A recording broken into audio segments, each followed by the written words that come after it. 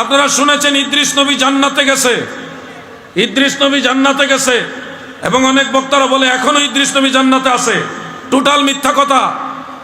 জান্নাতে সর্বপ্রথম যিনি যাবেন তিনি আমাদের দয়াল নবী। আমাদের নবীর আগে কোন নবী জান্নাতে যেতে পারবে না। একেবারে সহিহ হাদিস, ইন্নাল জান্নাতা হুররিমাত আলাল আমবিয়াই হাত্তা আদখুলাহা। সমস্ত নবীদের জন্য জান্নাত নিষিদ্ধ যতক্ষণ না ওই জান্নাতে আমি রাসূলুল্লাহ প্রবেশ না করি। সুবহানাল্লাহ। আর আমরা ওয়াজ করতেছি, হ্যাঁ, ইদ্রিস নবী আজরাইলকে বলছে, দোস্ত আমাকে একটু জান্নাত দেখায় নিয়ে আসো।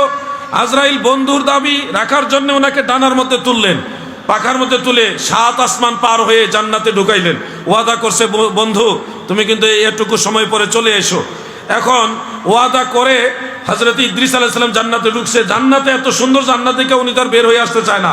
আজরাইল ডাকতেছে, আসেন বন্ধু, সময় শেষ, আসেন। ইদ্রিস নবীকে এত সুন্দর জান্নাত ফেলে যাব না।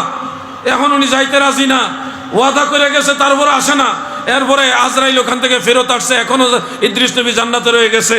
আমি যদি একটু সুর লাগাই, মজা লাগাই, এই ওয়াজটাই করতাম, আপনারা বেশিরভাগ মানুষ সুবহানাল্লাহ কইতেন। কিন্তু এটা টোটাল মিথ্যা ওয়াজ, অরিজিনাল ওয়াজ এটা না। এই ধরনের ওয়াজ যারা করে তাদের তওবা করতে হবে। আর নাইলে কোন সময় ঈমান গেছে উনি তো আর জানে না, টের পাইবে মরার পরে। আপনারা বলুন, আজরাইলের কোনো ক্ষমতা আসেনি আল্লাহর পারমিশন ছাড়া কাউকে আসমানের উপরে নেওয়া? জান্নাতে আমার আল্লাহর পারমিশন ছাড়া কোন মানুষ যাবে, এটা কি কারো কোনো ক্ষমতা আছে নাকি?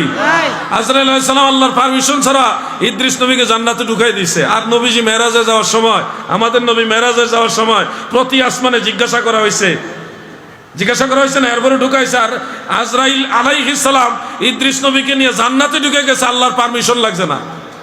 মিথ্যা কথা যে বলে, এটার পিছনে কিন্তু একটা আলামত থেকে যায়। এরপরে জান্নাতে ঢুকছে, ওয়াদা করছে, একজন নবী ওয়াদা করছে যে আমি এতটুকু পরে বের হয়ে আসব। ওয়াদা করার পরেও তিনি জান্নাত থেকে বের হয়ে আসে নাই। তার মানে বোঝা যায় গেল আল্লাহর নবী ওয়াদা খেলাপকারী। নাউজুবিল্লাহ বলেন।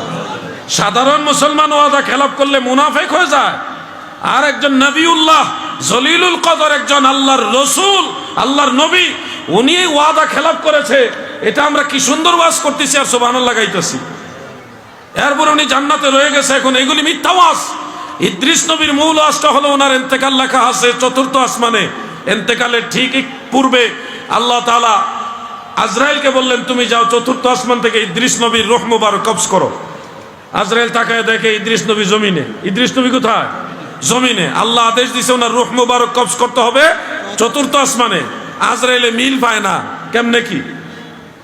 তখন ইদ্রিস নবী একজন ফেরেশতাকে অনুরোধ করলেন, জমিন থেকে অনুরোধ করলেন, আমাকে একটু আসমানে নিয়ে যাও, আমার খুব ইচ্ছা, আমি আসমান দেখব।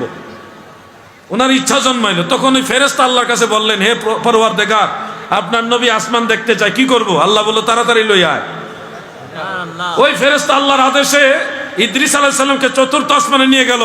যাইয়াই দেখে আজরাইল ওই মাত্র আসছে, উনি ওই মাত্র গেছে। দুইজনে মুখোমুখি। ঘটনা কি? আপনি কে? আমি মালাকুল মউত।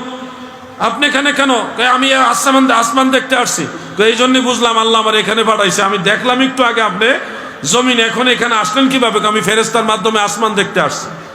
আল্লাহ তাআলা ঠিকই বলছেন, আমাকে আল্লাহ পাঠাইছে আপনার রূহ মুবারক কবজ করার জন্য। ওখান থেকে ওনার রূহ মুবারক কবজ করেছেন এবং পরে রূহ মুবারক ফেরত দিয়েছেন। এই জন্য দুনিয়াতে ইদ্রিস নবীর মাজার নাই, ওনার মাজার দুনিয়াতে নাই। উনি এখনো 4th আসমানে আছে, জান্নাতে না। এই রঙ্গিলা ওয়াজ শুনে, সুরেলা ওয়াজ শুনে, হে যুবকরা, কত সুবহানাল্লাহ বলো।